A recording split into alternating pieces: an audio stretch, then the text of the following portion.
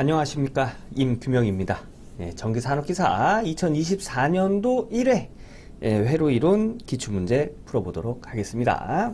61번 단자 AB에 30V의 전압을 가했을 때 전류 I는 3A가 흘렀다고 한다. 저항 R은 얼마인가? 자, 요 저항값 구하라는 얘기예요. 그죠? 요 저항값 세 개가 동일한 저항값을 갖네요.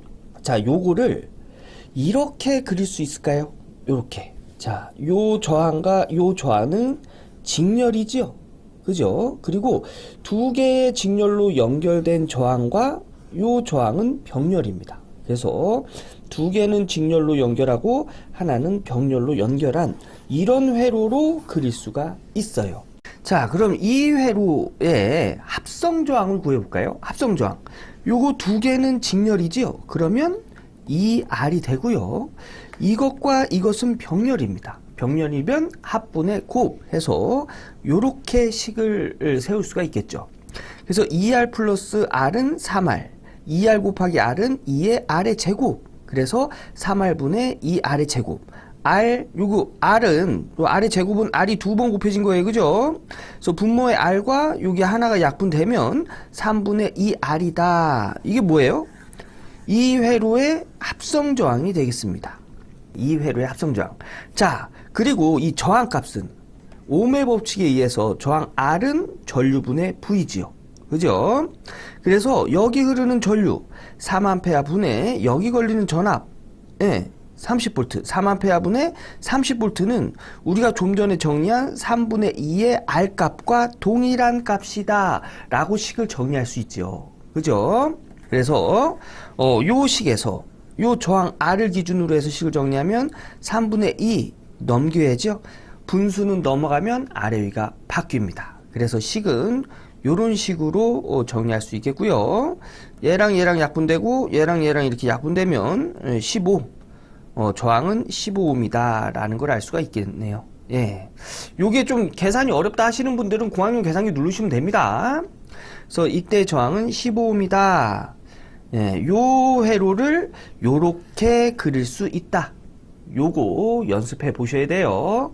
그래서 요 회로의 합성 저항 값을 구한 다음에 이 저항 값 R은 I분의 V 요거 적용해서 저항 값을 구한다.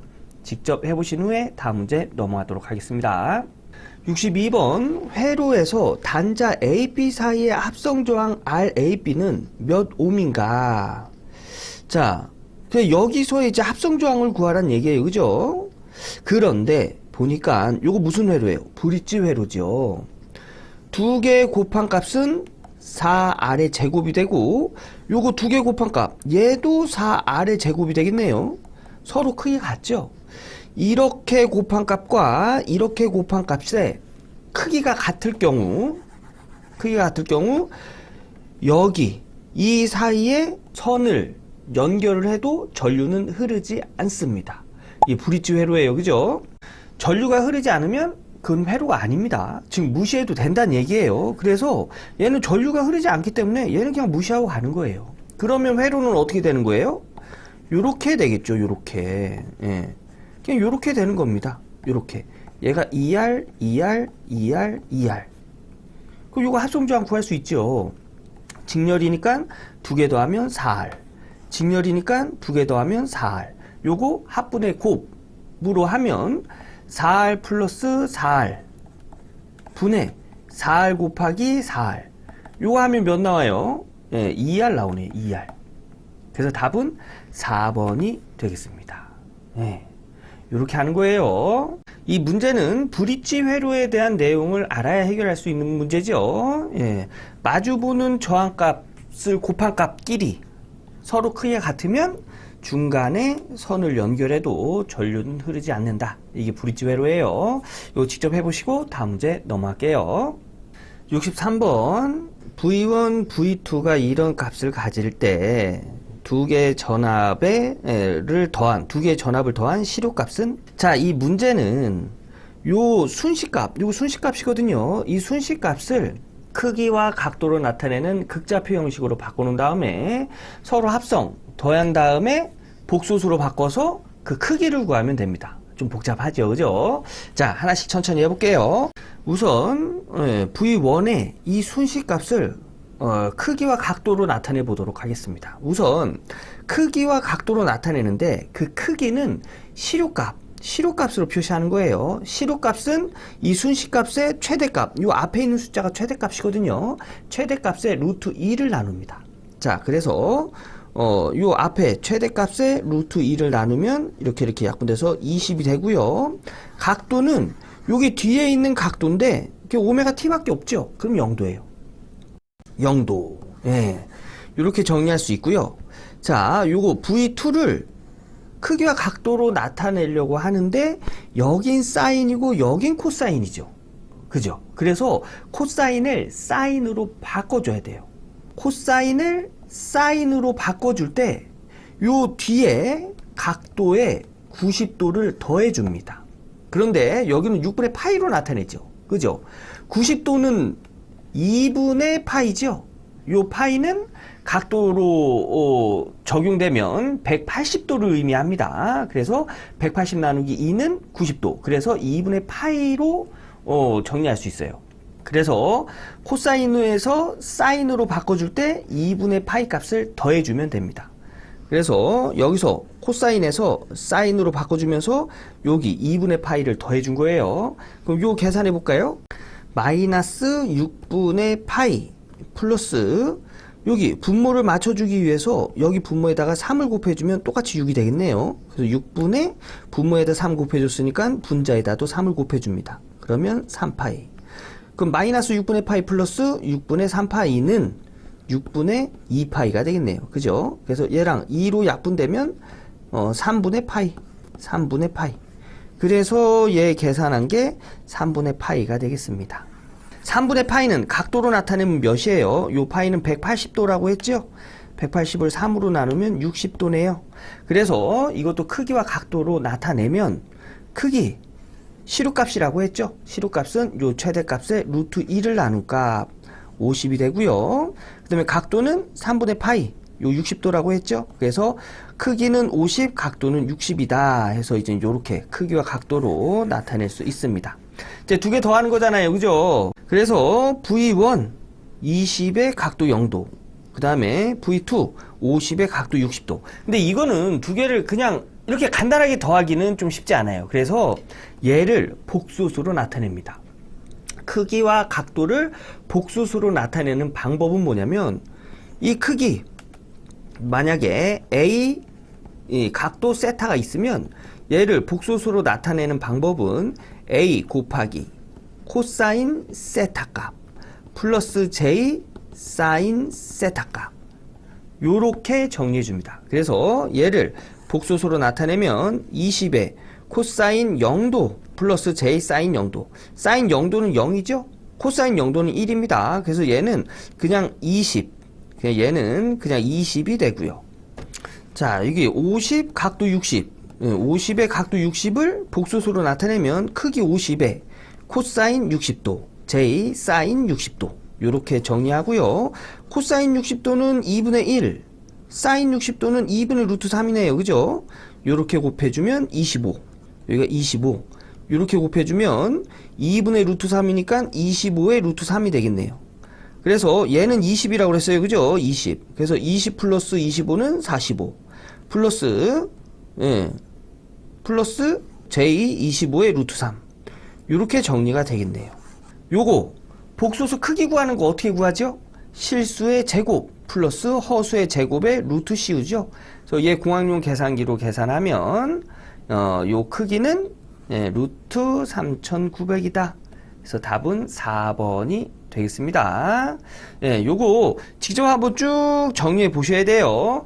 크기와 각도로 나타내는 극좌표 형식을 이렇게 복수수로 나타내는 방법 알고 계셔야 되고요. 요 순식값을 크기와 각도, 요 순식값을 크기와 각도로 나타낼 때 최대값의 루트 2를 나누고, 요게 시료값입니다. 그리고 뒤에 있는 각도를 뒤에다 각도로 적용해 준다는 거. 요거 알아두셔야 되고요. 그리고 코사인을 사인으로 바꿀 때 각도 90도를 더해 준다는 거, 요것도 알고 계셔야 됩니다.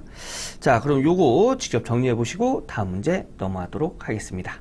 64번 다음 용어 설명 중 틀린 것은 요거 암기하는 문제가 되겠죠. 답은 2번 파형률이 되겠습니다. 파형률은 시료값분의 평균값이 아니고 평균값분의 시료값이 맞는 식입니다. 그 여기 보이는 이제 파고율 있죠. 파고율과 파형률을 같이 암기하시면 도움이 되실 겁니다. 어떻게 암기하냐면 자, 파고율 그 다음에 파형률 이렇게 적어 놓으시고요. 파고율은 뭐예요? 시료값분의 최대값. 파형률은 평균값분의 시료값이죠. 그래서 파고율 먼저 적고 파형률 적은 다음에 최, 실, 평 이렇게 암기하시면 암기하시는데 좀 도움 되실 거예요. 파고율은 시료값분의 최대값, 파형률은 평균값분의 시료값. 요렇게 암기하시면 되겠습니다. 요 암기해 주시고요. 여기 역률하고 외역률 구하는 공식도 한번 읽어보시고 다음 문제 넘어가도록 할게요. 65번 전압과 전류가 각각 이런 식으로 주어졌을 때 이 회로의 소비 전력은 몇 와트인가? 자, 소비 전력 어떻게 구하죠? 전압과 전류를 곱하고 코사인 세타, 역률을 곱해주죠. 근데 여기서 이 전압과 전류는 시료값을 적용합니다. 시료값. 그리고 코사인 세타, 요 세타는 전압과 전류의 위상차예요. 위상차. 자, 우선 시료값부터 구해볼까요? 전압의 시료값은 요게 뭐라고 그랬죠? 요거 순시값이라고 했어요. 이 순시값, 요 앞에 있는 게 지금 최대값입니다. 그래서 시료값은 이 최대값의 루트 2를 나눠서 구한다고 했죠. 그래서 시료값은 전압의 시료값은 이렇게 구할 수 있고요. 전류도 마찬가지로 요게 최대값이죠. 최대값에다가 루트 2 나누면 전류의 시료값은 이렇게 되겠습니다. 그래서 전압, 전류 여기다 적용하고 코사인 세타, 요 세타는 위상차라고 했어요. 위상차. 전압과 전류의 위상차예요. 자, 우리 7과 2의 차이는 몇이에요? 5지요? 5. 5입니다. 요거 어떻게 구해요? 큰 수에서 작은 수 빼요. 자, 우리 2와 7의 차이는 몇이에요? 요것도 역시 똑같이 5 라고 부르죠. 요 차이 뭐 여기서 여기 뺐다고 해서 마이너스 5입니다 이렇게 하지 않잖아요. 그죠? 이것도 똑같아요. 위상차예요. 위상차. 그 차이를 나타내는 겁니다. 그래서 위상차는 마이너스가 없어요. 그래서 그냥 위상이 큰 거에서 작은 거 빼면 됩니다. 자, 여기는 요 전압의 위상이 더 크네요. 그죠? 얘가 몇 도예요? 얘가 몇 도예요? 180 나누기 3은 60도죠? 60도. 얘는 몇 도예요? 얘는 여기 180 적용하면 30도 나오네요. 그럼 60도와 30도의 차이는 30도. 그래서 30도 나오는 거예요. 요 계산은 3분의 파이 마이너스 6분의 파이 해가지고 이렇게 계산해서 30도가 나왔다. 해서 이렇게 식으로는 이렇게 나타내고요. 우리 간단하게 그냥 큰 각도에서 작은 각도 빼는 게 그 차이입니다. 이게 위상차예요. 그래서 여기 코사인 세타 위상차에 30도를 적용해서 이렇게 공학용 계산기에 입력을 하면 이때의 소비 전력은 172.9W다 라는 걸 알 수가 있습니다. 그래서 약 173W다. 그래서 답은 2번이 되겠습니다. 요거 직접 정리하시고 다음 문제 넘어갈게요. 66번 그림 같은 회로에서 정적 용량 10F를 충전한 후 스위치 S를 닫아서 이것을 방전할 때 과도 전류는 단 회로에는 저항이 없다. 이 문제 암기하고 가는 문제입니다. 답은 4번 불변의 진동 전류다. 이게 무슨 뜻이냐면 이 회로에 저항이 없으면 전력이 소비되지 않습니다. 즉 저항이 없고 인덕턴스, 캐패시턴스만 이렇게 있잖아요. 그러면 전류는 캐패시턴스가 충전할 때는 이쪽으로, 방전할 때는 이쪽으로 그냥 전류가 왔다 갔다만 할 뿐이지 전력으로 소비되진 않아요. 그거를 불변의 진동 전류라고 합니다. 그래서 여기 저항 성분이 없으므로 과도 전류는 불변의 진동 전류다 라고 되어 있죠. 이제 그런 얘기입니다. 그래서 저항이 없는 회로에서는 불변의 진동 전류다 해서 답은 4번이 되겠습니다. 암기하고 다음 문제 넘어갈게요. 67번 어떤 소자가 60Hz에서 리액턴스 값이 10ohm이었다. 이 소자를 인덕터 또는 커패시터라 할 때 인덕터와 정적 용량은 각각 얼마인가? 자, 어떤 회로에 리액턴스 값이 10ohm이랍니다. 10ohm. 그런데 이 소자가 만약 이 소자가 인덕터일 때 리액턴스 값이 10옴이면 이때 인덕터 값은 얼마고, 만약 이 소자가 캐피시턴스일 때 리액턴스가 10옴이면 이 캐피시턴스 값은 얼마냐, 이걸 물어보는 거예요. 이걸. 자, 인덕터로 계산되는 리액턴스는 우리 유도성 리액턴스에서 XL로 표시하고요. 캐피시턴스로 계산되는 리액턴스는 우리 용량성 리액턴스에서 XC로 표시하지요. 그래서 유도성 리액턴스는 인덕턴스로 계산된 오메가 L로 표시하고, 용량성 리액턴스는 캐피시턴스로 계산된 오메가 C분의 1로 표시합니다. 여기서 오메가는 2파이 F를 의미하는 각 주파수가 되겠죠.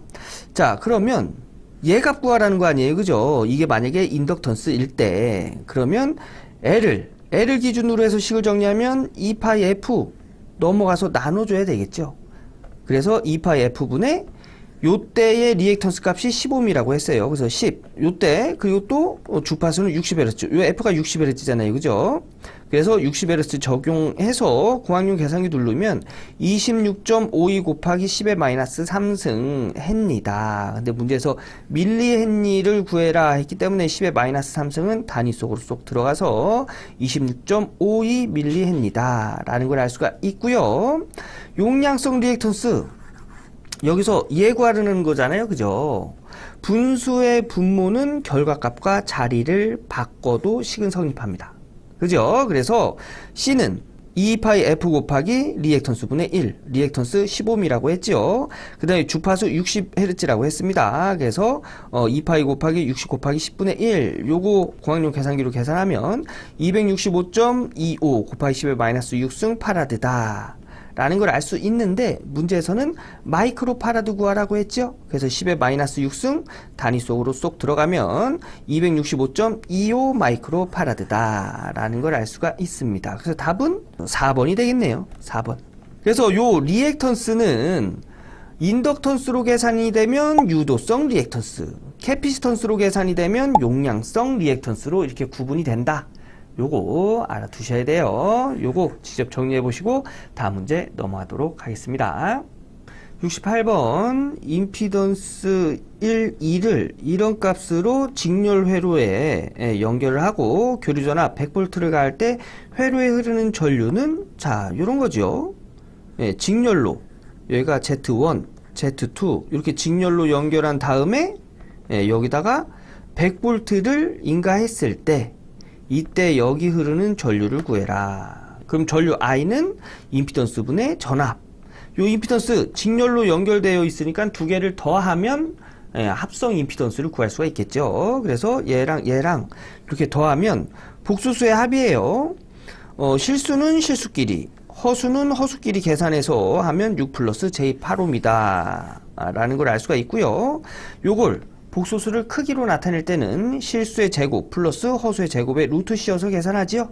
요 계산하면 요 회로의 합성 임피던스는 10옴이다 라는 걸 알 수가 있습니다. 그래서 10옴 여기다 적용하고 100V 여기다 적용하면 이때 흐르는 전류는 10A다 라는 걸 알 수가 있습니다. 그래서 답은 1번이 되겠습니다. 네, 요거 직접 풀어보시고 다음 문제 넘어갈게요.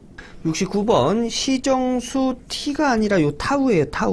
타우를 갖는 RL 직렬 회로에 직류전압을 가할 때 시간 T는 타우의 2배가 되는 시간에 회로에 흐르는 전류는 최종값의 약 몇 %인가. 자, 요건 이제 RL 직렬 회로의 과도 현상에 관련된 문제인데요.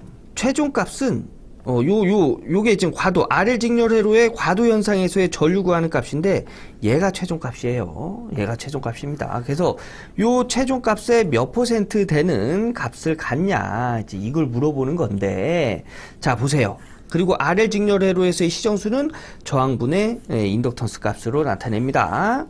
그래서 문제에서 주는 단서를 이 식에다 적용하는 거예요. 자, 여기서 L분의 R은 시정수의 역수예요. 그죠? 그래서 얘는 시정수분의 1 이렇게 적용해도 되고요. 그리고 요 시간, 여기 T는 시정수의 2배라고 했죠? 그래서 시정수의 2배, 2타우를 적용하면 얘랑 이렇게 약분하면 여기 자연상수의 승수는 마이너스 2가 되겠죠. 그리고 R분의 2, 얘가 이제 전류의 최종값이에요. 전류의 최종값. 그래서 I로 두고 얘 공학용 계산기로 계산하면 0.86 정도 나옵니다. 그래서 이때 흐르는 전류는 이 최종값의 0.86, 86% 값을 갖는다. 이렇게 해석이 되는 겁니다. 예. 그래서 요거 답은 3번이고요. 그냥 요런 내용이 있구나. 요 이해가 좀 어려우신 분들은 요런 내용이 있구나 하고 요거 한번 적어 보시고 요거 공학용 계산기로 한번 눌러 보세요. 예. 눌러 보시고 다음 문제 넘어갈게요. 70번 RC 직렬회로의 과도 현상에 대한 설명으로 옳게 설명한 것은 이것도 암기하고 가는 문제죠. 답은 4번입니다. 여기서 얘기하는 RC는 뭐냐면 시정수를 의미합니다. RC 회로에서의 시정수는 RC를 곱해서 구해요. 우리 RL 회로의 시정수 어떻게 구해요? 저항분의 인덕턴스 이렇게 구하죠. 요거는 RL 회로, RC 회로의 시정수는 RC 값을 곱해서 구합니다. 근데 여기서 이제 시정수 값이 뭐냐면 전류를 투입했을 때 우리가 정상치 범위까지 이제 전류가 쭉 올라가는 그 과정을 과도 현상이라고 하는데 전류 스위치를 딱 투입했다고 해서 전류가 딱 이렇게 갈까요? 아니죠.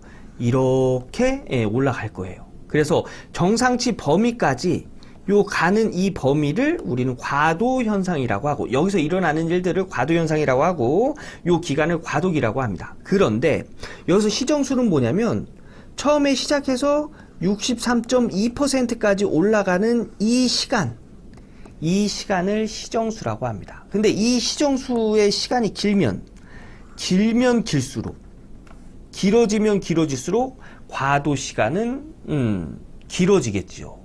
그죠? 예. 그래서 RC 값, 시정수 값이 크면 클수록 과도 전류 값, 즉 과도 구간은 천천히 사라지게 됩니다.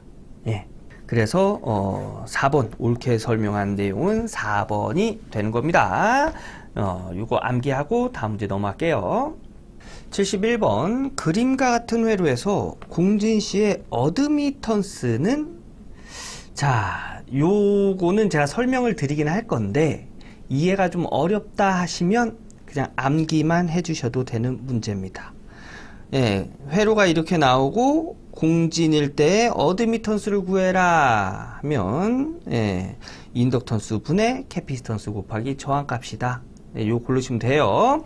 자, 요 값이 어떻게 나왔냐면 자 이렇게 나옵니다. 어드미턴스 구하라고 했죠.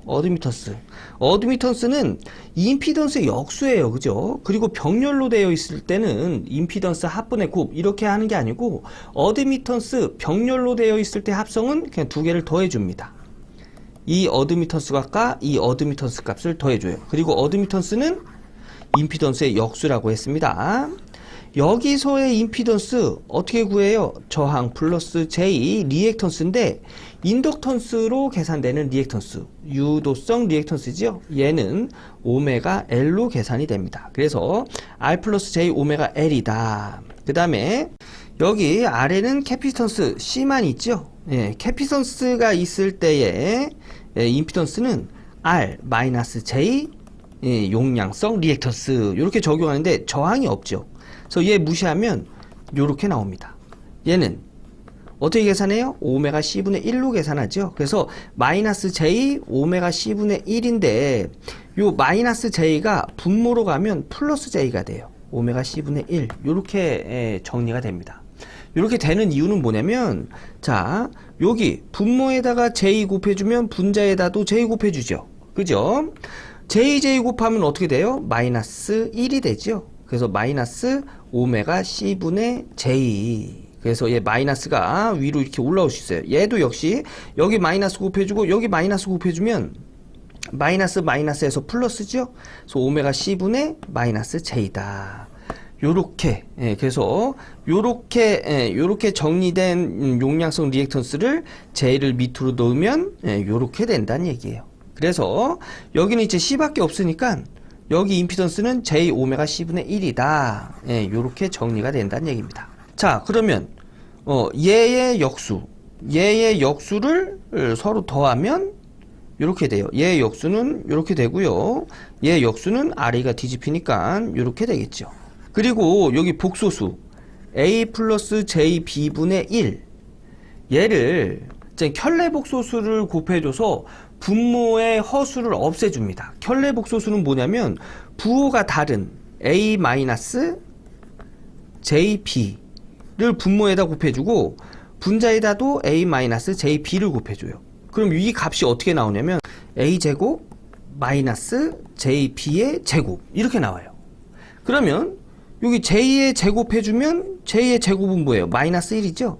그래서 마이너스 B 해서 B의 제곱이 되겠죠? 이 제곱 B에도 해줘야 되니까 A의 제곱 마이너스 마이너스 플러스 B의 제곱 요런 식으로 허수가 없어집니다. 그래서 켤레복소수를 적용을 해주는 거예요. 그래서 요 켤레복소수 적용하면 요렇게 되고요. 얘가 실수고 얘가 허수고 그죠? 그래서 분자에다도 R 마이너스 부호가 바뀌어서 이제 곱해줘야 되니까 R 마이너스 J 오메가 L을 곱해줬기 때문에 분자도 이렇게 되는 거예요. 플러스 J 오메가 L.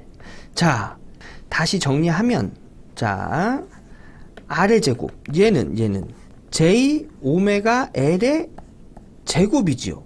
그죠? 그러면 얘는 J의 제곱에 오메가 L의 제곱 여기도 제곱 여기도 제곱 얘는 마이너스 1이죠. 마이너스 1과 1 마이너스와 곱해지면 플러스가 되는 거예요. 그죠? 그래서 오메가 L의 제곱이 되고 자 그러면 얘가 이제 이렇게 되는 거예요. R의 제곱 플러스 오메가 L의 제곱에 R 마이너스 J 오메가 L 얘는 이렇게 정리해도 되지요. 얘 하나 그죠? 그래서 얘 R의 제곱 플러스 오메가 L의 제곱분의 R 얘 하나 마이너스 J 오메가부터 써주고 R의 제곱 플러스 오메가 L의 제곱분의 L 이렇게 정리할 수 있겠죠. 그죠? 그래서 얘가 이렇게 정리가 된 거예요. 그러면 봅시다. J 들어간 건 허수죠. 허수는 허수끼리 계산이 가능해요. 그죠? 그래서 J 오메가 동시에 있으니까 얘 마이너스 얘다. 이렇게 정리할 수 있겠죠. 그죠? 자, 그래서 이렇게 정리하면 얘가 이제 실수가 되는 거고 얘가 이제 허수가 되는 거예요. 그죠? 근데 공진시랍니다. 공진은 어느 때가 공진이죠? 허수값이 0일 때가 공진이지요. 그죠? 그래서 0일 때 얘가 0이면 허수값은 없어져요. 그래서 여기 C 마이너스 R의 제곱 플러스 오메가 L의 제곱분의 L은 0일 때가 이제 공진이다 해서 얘를 기준으로 해서 식을 한번 정리해 볼까요? 그러면 식은 이렇게 정리될 수 있어요. 우선 C부터 넘겨볼까요? C 플러스 C니까 마이너스 C가 되겠죠. 그러면 R의 제곱 오메가 L의 제곱 분의 L의 마이너스 C다. 양변에다가 마이너스 곱해주면 얘는 지금 플러스가 되겠네요. 그죠?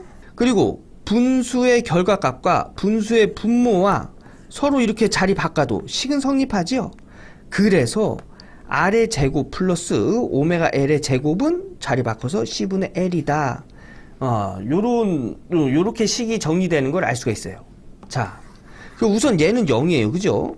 그리고 나서 여기다가 얘를 여기다가 같은 거잖아요. 그죠? 그래서 얘 대신 얘를 여기다 적용하면 식은 C분의 L분의 R이다. 요거 뭐예요? 번분수지요. R을 1분의 R로 적용하면 가까운 거 곱해서 분모, 먼 거 곱해서 분자다. 그래서 L분의 RC.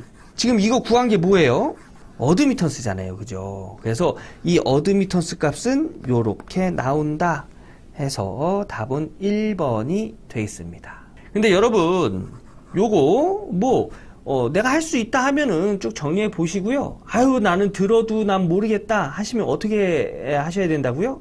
이 그림 나오고 이 회로 나오고 공진시 어드미턴스를 구해라 하면 얘 찾으시면 돼요. 아셨죠?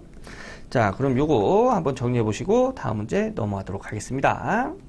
72번 RLC 직렬 회로에서 제 N고조파의 공진주파수는 요거 공식 암기해서 푸는 문제입니다. 자, RLC 직렬 회로에서 N고조파의 공진주파수 요렇게 구해요. 그래서 요거랑 똑같은 거 찾으면 3번이 되겠네요. 암기 하고 다음 문제 볼게요. 73번 그림은 평형 3상회로에서 운전하고 있는 유도전동기의 결선도 이다. 각 계기의 지시가 1번 전력계는 2.36kW, 2번 전력량계는 5.95kW, 전압은 200V, 전류는 30A일 때 이 유도전동기의 역류를 구해라. 요거 뭐예요? 전력계가 두 개가 있네요. 그러면 이 전력계법을 이용해서 구해라. 이런 문제가 되겠죠. 그리고 문제에서 역률을 물어봤어요. 역률은 피상전력분의 유효전력 곱하기 100 해서 퍼센트 단위로 구할 수 있죠. 자, 이 전력계법에서 유효전력은 어떻게 구하죠? 두 개의 전력을 더해서 구해요. 그래서 두 개의 전력을 더하면 8.31kW다 라는 걸 알 수가 있고요. 이 전력계법으로 해서 피상전력 구하는 방법도 있는데 이 문제에서는 전압과 전류값을 줬죠. 그죠? 피상전력은 전압과 전류값을 곱해서 구합니다. 그런데 이거 뭐예요? 3상이네요. 3상. 그러면 앞에다가 루트 3 이렇게 곱해주면 피상전력 값을 알 수가 있겠죠. 그래서 이렇게 곱하면 피상전력, 얘가 볼트고 얘가 암페어니까 단위는 볼트 암페어. 근데 문제에서 이제 킬로와트 단위의 유효전력을 구했죠. 그래서 얘도 이제 킬로볼트 암페어 단위에 킬로볼트 암페어 단위로 환산해 주면 공 앞으로 3개 이렇게 하면 10.392kV 암페어다라는 걸 알 수가 있죠. 그래서 역률 피상전력분의 유효전력 해서 곱하기 100 하면 이때 역률은 79.9%다. 약 80%다 라는 걸 알 수가 있네요. 답은 1번이 되겠습니다. 이거 직접 해보시고 다음 문제 넘어갈게요. 74번 삼상 평형부하가 있다. 선간전압이 200V, 역률이 0.8이고 소비전력이 10kW라면 선전류는 약 몇 암페어인가? 자, 소비전력을 주고 선전류를 구하랍니다. 소비전력 어떻게 구하죠? 삼상에서는 루트 3 VI 코사인 세타로 구하죠. 여기서 선전류, 전류 I를 기준으로 해서 식을 정리하면 루트 3 V 코사인 세타 넘어와서 나눠줘야 됩니다. 그래서 식은 이런 식으로 되고요. 문제에서 주는 단서를 여기다 다 적용하면 루트 3 곱하기 전압 200 곱하기 역률 0.8분의 전력 10kW니까 와트 단위로 변환해주기 위해서 10의 3승 적용하면 이때 흐르는 전류는 36A다 해서 답은 4번이 되겠습니다. 그렇게 어렵지 않아요. 그죠? 소비전력, 유효전력이라고도 하죠. 요거 암기하고 다음 문제 넘어가도록 할게요.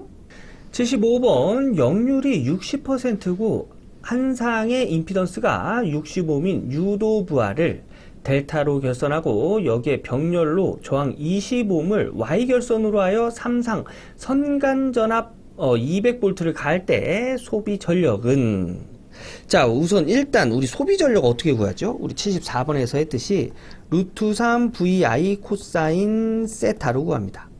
요 전압과 전류값, 요거는 선간전압, 요거는 선전류예요. 그죠? 문제에서 선간전압은 줬습니다. 근데 전류값을 주지 않았네요. 그리고 역률, 코사인 세타 값도 줬어요. 그래서 이 문제는 전류값을 구해서 적용한 다음에 소비전력을 구해라. 이런 문제가 되겠습니다. 이런 문제가 되겠습니다. 우선 요 문제를 회로로 나타내면 이래요. 한 상의 임피던스가 65인 유도부하를 델타로 결선한대요. 자, 요렇게 해서 여기 하나가 65인 여기 유도부하죠? 유도부하. 유도부하는 뭐예요? 인덕턴스 성분을 가진 부하예요. 그죠? 유도부하를 요렇게 델타 결선을 하고 여기에 병렬로 저항 20ohm. 요건 저항이에요. 그죠? 저항 20ohm을 Y결선으로 하여 3상 선간전압 이렇게 이제 인가했다는 얘기예요. 그래서 회로는 이런 식으로 된 회로의 부하란 얘기입니다. 이 문제는 어떻게 해결하냐면 여기 델타 결선된 유도 부하를 Y결선으로 등가 변환시켜줘요. 그래서 회로를 정리를 한 다음에 문제에서 물어보는 소비전력을 구하는 건데, 자, 이렇게 하는 거예요. 자, 이렇게 델타로 된 걸 Y결선으로 바꿔주는 거예요. 자, 요게 유도성 부하예요. 유도성 부하. 임피던스로 따지면 그냥 60ohm. 똑같이 60옴이 되겠죠? 그죠? 60옴. 그래서 60옴, 60옴, 60옴 있는 것을 Y결선으로 바꿔줄 땐 이렇게 바꿔줍니다. 세 개의 임피던스 값을 다 더해요. 그리고 여기 ZA를 구할 때는 분자에다가 요 ZA와 연결된 이 두 개를 곱합니다. 그래서 이렇게 곱하면 20옴. 얘도 똑같이 세 개를 더해요. 그 다음에 얘랑 연결되어 있는 요 두 개를 곱해서 분자에다 올립니다. 20옴. 크기가 다 똑같으니까 요 크기도 다 똑같이 나오겠죠. 그래서 얘가 20옴, 20옴, 20옴. 그래서 기존에 있던 저항 20옴, 그 다음에 델타 결선을 Y 결선으로 바꾼 유도부하 20옴. 근데 얘는 유도성 부하예요. 그죠? 유도성 부하. 그래서 얘를 이제 복소수로 나타내야 돼요. 복소수. 왜냐? 얘는 이제 우리 임피던스는 뭐예요? 저항 플러스 J 리액턴스로 나타내잖아요. 그죠? 이 크기가 25옴이란 얘기예요. 이 크기가. 그래서 얘를 이제 나타낼 때 어떻게 나타내냐? 크기. 코사인 세타 마이너스 J 사인 세타로 나타냅니다. 근데 이 코사인 세타 뭐죠? 역률이죠?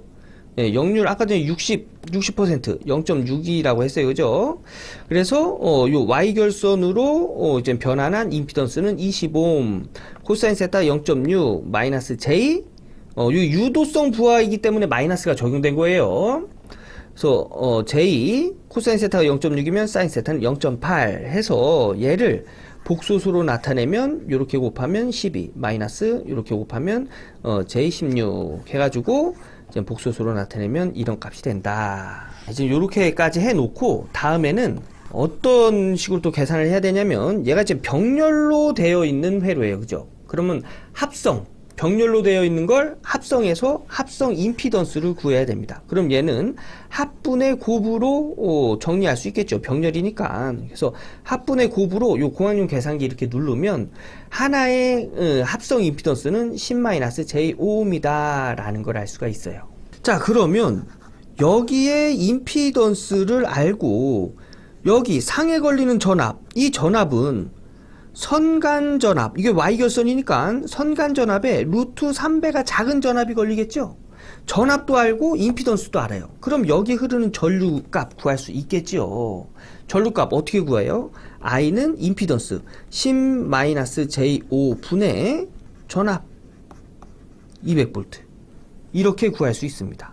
여기서 이 임피던스 값 크기 구하면 10의 제곱 플러스 마이너스 5의 제곱에 루트 씌워서 크기 구하면 되지요. 요렇게 계산하면 전류값이 구해진다는 얘기예요. 제가 좀 전에 루트 3 VI 코사인 세타다. 요게 이제 여기서 얘기하는 소비 전력이잖아요. 얘가 선간전압이고 얘가 선전류라고 했어요. 그런데 이 선간전압에 상전압을 적용하잖아요. 그러면 식은 3의 2의 I 코사인 세타다. 이렇게 됩니다. 왜냐? Y결선에서는 선전류나 상전류나 동일해요. 그죠? 그래서 전류는 성전류, 산전류 아무거나 이제 적용해도 되고요. 전압은 여기 선간전압일 때는 루트 3, 상전압일 때는 그냥 3이에요. 왜냐? 자, 보면 이 상전압은 선간전압보다 루트 3배가 작아요. Y결선에선. 그죠? 작잖아요. 그래서 얘를 적용하면 3 곱하기 루트 3V분의 곱하기 I의 코사인 세타입니다. 3은 뭐예요? 루트 3이 두 번 곱해진 거예요. 그죠? 그래서 얘랑 이제 약분되면 루트 3VI 코사인 세타다. 그래서 얘랑 같은 값이에요. 같은 값. 그래서 선간전압이 적용될 때는 루트 3이 적용되고요. 상전압이 적용될 때는 그냥 3이 적용되는 거예요. 근데 여기 해설에서는 상전압이 적용이 됐습니다. 그래서 3 곱하기 요게 상전압이에요. 상전압 I 코사인 세타. 요 전류값은 임피던스 분의 요게 상전압. 그죠? 요렇게 적용한다고 했잖아요. 임피던스 분의 상전압. 곱하기 역률. 문제에서는 역률이 0.6이라고 했는데 자, 요 0.6은 이 유도 부하의 역률이 0.6이란 얘기예요. 유도 부하의 역률이. 근데 여기 저항하고 합성이 됐죠. 그래서 역률이 바뀝니다. 역률은 어떻게 구하냐면 임피던스 분의 저항값으로 역률을 구합니다. 임피던스 분의 저항값으로. 네. 요 임피던스는 저항의 제곱 플러스 리액턴스의 제곱에 루트 씌워서 임피던스를 구하죠. 그래서 식은 요런 식으로 정리가 되는 거예요. 그래서 정리하면 3 곱하기 상전합이 적용됐기 때문에 여기 3이 적용이 된 거예요. 얘는 뭐예요? 전류값 곱하기 얘는 뭐예요? 역률이 되는 겁니다. 그래서 문제에서 우리 쭉 정리한 걸 여기다가 다 적용을 하면 3 곱하기 상전합은 성간전합의 루트 3을 나눈 값, 여기도 상전합이죠. 그래서 200 나누기 루트 3 해서 임피던스 루트 10의 제곱 플러스 마이너스 5의 제곱 곱하기 역률 10의 제곱 플러스 마이너스 5의 제곱의 루트에 이거 분의 저항값 10. 요 고학용 계산기에다가 차례차례 넣고 계산하면 이때의 소비 전력은 3200와트다 라는 걸 알 수가 있습니다. 그래서 답은 1번이 되겠네요. 1번. 요 내용 쉽지 않습니다. 쉽지 않은데 우리가 꼭 알아야 되는 내용들이 다 들어가 있어요. 어떤 내용이냐, 델타 결선을 Y 결선으로 등가 변환해주는 내용, 그리고 여기 임피던스, 역률이 존재하는 임피던스를 복소수로 이렇게 정리하는 내용, 그 다음에 저항과 임피던스가 병렬로 되어 있을 때 합성시키는 내용, 그리고 Y결선에서 전력을 구하는 내용, 요런 것들 다 짬뽕에서 들어가 있습니다. 이거 꼭 우리가 알아야 되는 내용들이에요. 그래서 여러분들 이게 조금 어렵더라도 한번 천천히 정리하시면 다 이해할 수 있는 내용들이에요. 그리고 꼭 알아야 되는 내용입니다. 요거 직접 정리해 보시고 다음 문제 넘어갈게요. 76번 전압 E가 40 플러스 J 30V 전압을 가하면 전류는 30 플러스 J 10A의 전류가 흐른다. 이 회로의 역률은, 여기 이제 역률 구하는 건데, 이걸 이제 역률을 전력으로 해서 이제 구하면 이렇게 구할 수가 있어요. 우리 좀 전에 역률을 이제 임피던스로 구하면 임피던스 분의 저항, 이렇게 구했죠. 그죠? 임피던스는 실수의 제곱 플러스 허수의 제곱분의 루트 씌운 것분의 저항, 이렇게 했죠. 우리 전력으로 코사인 세타 역률을 구할 수가 있는데요. 전력으로 구하면 어떻게 계산이 되냐면 유효전력의 제곱 플러스 무효전력의 제곱의 루트 씌운 것 분의 유효전력, 이렇게 구합니다. 자, 그러면 문제에서 준 전압과 전류 복소수로 줬네요. 그래서 얘는 복소 전력으로 해서 전력을 구해보면 이렇게 구해요. 복소 전력은 전압과 전류 둘 중에 하나의 부호를 반대로 적어줘요. 그런데 대부분 전류의 부호를 반대로 해주죠. 그죠? 예. 그래서 전압을 기준으로 해서 전류 값의 부호를 바꿔주는 겁니다. 그래서 얘랑 이제 곱해요. 이렇게 곱하면 이때의 전력은 복소 전력이에요. 요렇게 나옵니다. 여기서 요 앞에 실수 부분, 이제 복소수로 나타낸 전력이에요. 요 실수 부분이 유효 전력이 되고요. 요 허수 부분이 무효 전력이 됩니다. 무효 전력. 그래서 이제 얘네들 가지고 역률을 구하면 유효 전력 1500 제곱 플러스 무효 전력 500의 제곱의 루트 분의 유효 전력 1500. 요 계산하면 이렇게 역률을 알 수가 있어요. 요거 수정 부탁드리겠습니다. 0.949네요. 0.949. 그럼 답은 4번이 되겠습니다. 4번. 예, 요 수정 부탁드릴게요. 0.949예요. 자, 요거 직접 한번 정리해 보시고 다음 문제 넘어갈게요. 77번 다음 용어에 대한 설명으로 옳은 것은, 요거는 암기하고 가는 문제가 되겠습니다. 답은 2번. 종속 전원은 회로 내에 다른 변수에 종속되어 전압 또는 전류를 공급하는 전원이다. 이제 얘가 옳은 설명이고요. 예, 1번, 3번, 4번은 틀린 설명이 되겠습니다. 거기에 관련된 내용은 여기 해설에 이렇게 적어놨으니까 한번 읽어보시고요. 다음 문제 보도록 할게요. 78번 그림과 같은 회로에서 저항 아래 흐르는 전류 I는, 자, 회로를 보니까 전압원과 전류원 두 개가 있네요.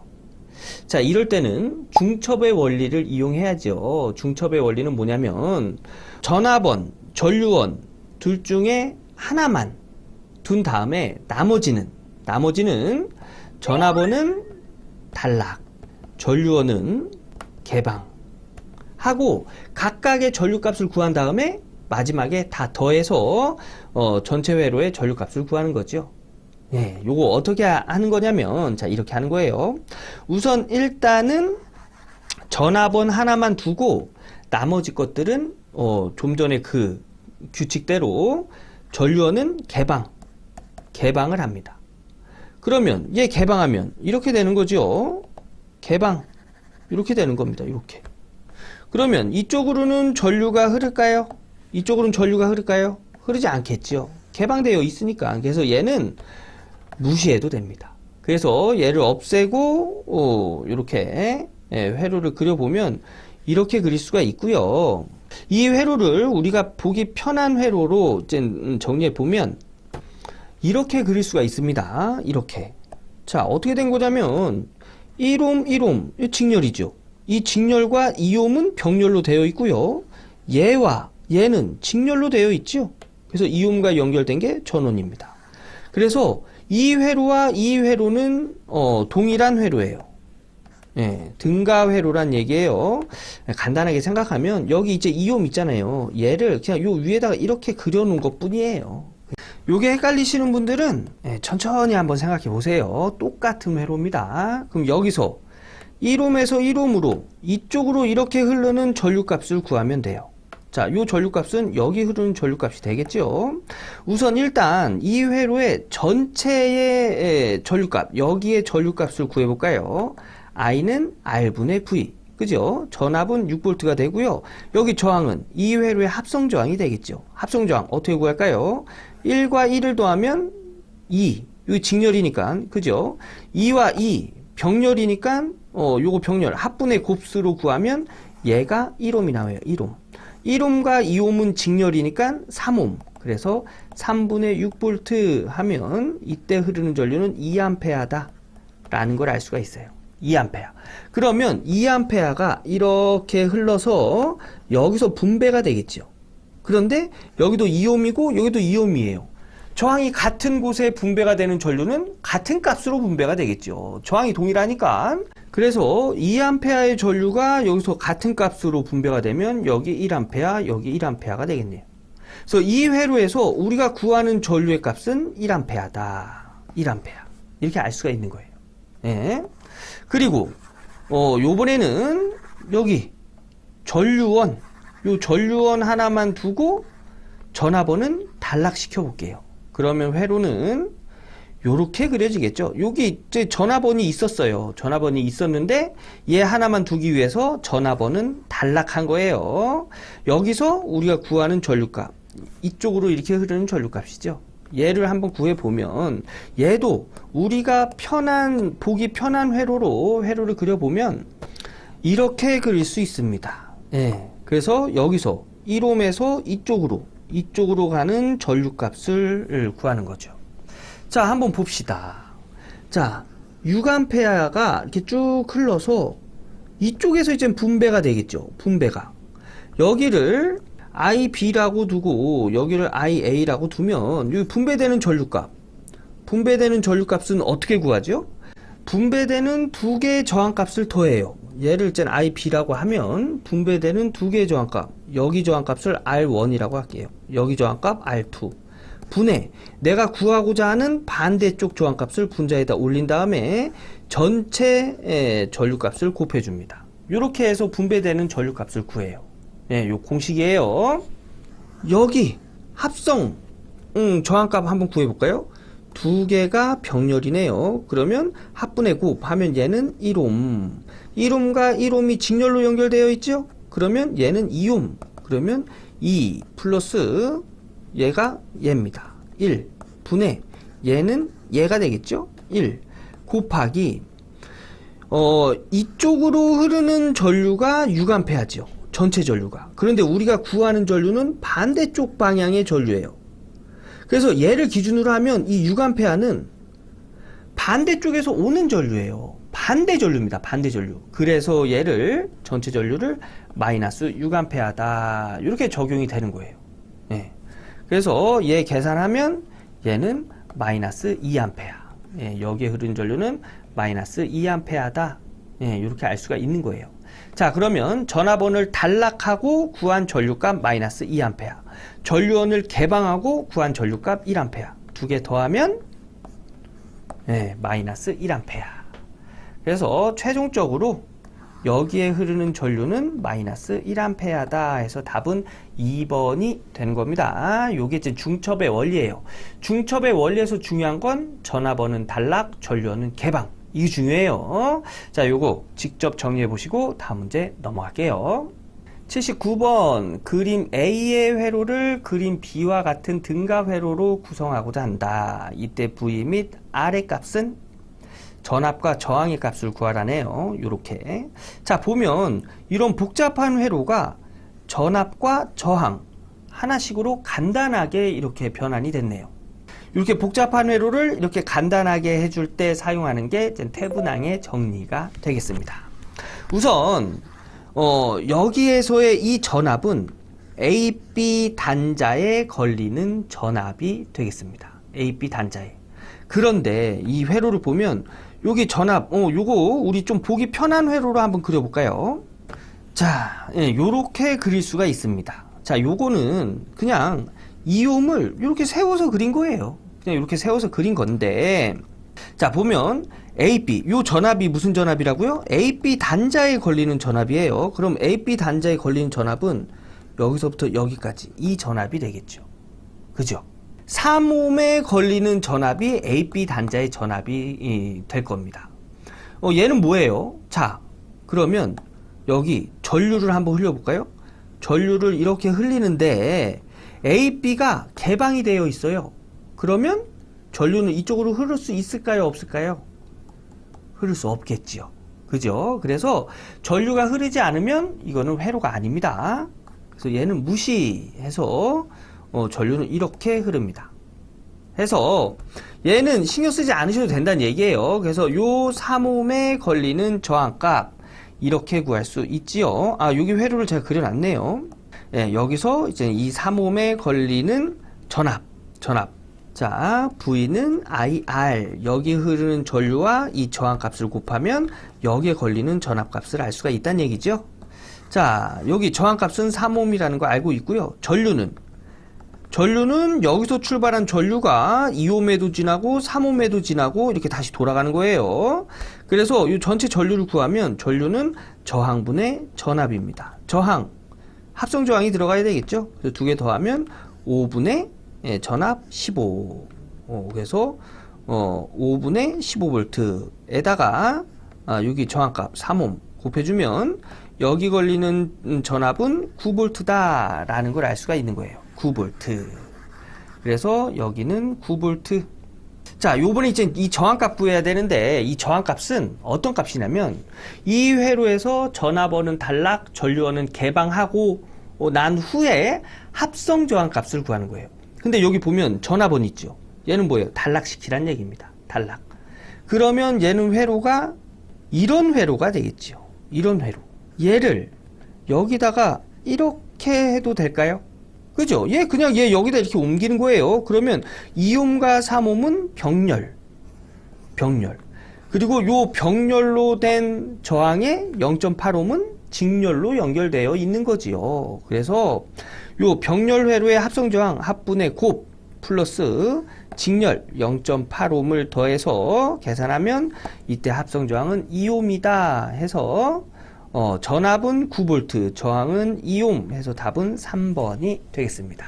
예, 요렇게 정리하는 게 태분항 정리가 되겠습니다. 요거 직접 해보셔야 돼요. 자, 요거 직접 해보시고 다음 문제 넘어가도록 하겠습니다. 80번 그림의 회로에서 전류 I는 약 몇 암페어인가? 자, 여기 흐르는 전류값을 구하라네요. 자, 요 전류값은 어떻게 구할까요? I는 R분의 V죠. 여기 저항값 있고 여기 걸리는 전압값을 구해서 여기다 적용하면 여기 전류를 구할 수가 있는 거예요. 그죠? 그런데 여기 전압값 어떻게 구할 수 있을까요? 예, 요런 식으로 회로가 되어 있네요. 요런 식으로 되어 있을 때 여기 저항값은 밀만의 정리를 이용합니다. 밀만의 정리 공식은 이래요. 여기 한 회로마다의 저항값의 역수를 다 더해줘요. 이거 분해 요 회로에 흐르는 전류, 요 회로에 흐르는 전류 I는 R분의 V죠, 그죠? 그래서 R1분의 V1 뭐 요렇게 정리가 됩니다. 자, 그러면 요 공식대로 하나씩 적용해 보면 여기 저항 1이네요. 그럼 1분의 1 플러스 2, 2분의 1 플러스 3, 3분의 1 플러스 2, 2분의 1 분해 여기 저항분의 전압, 저항 1분의 2, 여기 저항분의 전압 2분의 4, 저항분의 전압 3분의 6, 그 다음에 여기 저항분의 전압은 없네요. 그러면 2분의 0, 그럼 얘는 0이죠. 예, 그래서 없는 거예요. 요거 공학용 계산기로 쭉 누르면 2.57V라는 걸 알 수가 있습니다. 여기서부터 여기 AB 단자의 전압이 2.57V예요. 2.57V. 그럼 좀 전에 전류값, 전류 I는 R분의 V, 여기 흐르는 전류니까 저항 2옴에다가 여기 걸리는 전압 2.57V라고 했죠. 이렇게 하면 이때 흐르는 전류는 1.29A다 해서 답은 2번이 되겠습니다. 예. 요거 밀만의 정리 구하는 공식 요것도 암기해 주셔야 됩니다. 요거 스스로 한번 풀어 보셔야 돼요. 자, 이렇게 해서 전기산업기사 2024년 1회 회로이론 기출문제 풀어봤습니다. 자, 쉽지 않아요, 그죠? 네, 쉽지 않습니다. 그런데 여러분, 우리의 목표는 100점이 아니에요, 그죠? 회로이론에서 10개 정도만 맞춰줘도 성공입니다. 네. 그래서 여러분 뭐 모르는 문제는 우선 문제답 내가 이해가 안 된다 하시면 일단은 문제답 암기하고 넘어가 주시고요. 내가 할 수 있는 간단한 문제들은 한번 쭉 정리해 보시고요. 그리고 계산 문제 중에 난 이거 이해가 안 되겠다 하는 문제들도 일단은 한 번 정도는 해설을 적어 보셔야 됩니다. 뭐 제가 이제 여기 해설에 이제 회로를 그려 넣은 것들 이런 것도 한 번씩 그려 보셔야 돼요. 그래야 거기서 이제 조금씩 알아갈 수가 있어요. 예. 자, 그럼 그런 식으로 해서 61번부터 80번까지 다시 한번 복습하시고요. 저는 다음 기출문제 해설 영상에서 인사드리도록 하겠습니다. 감사합니다.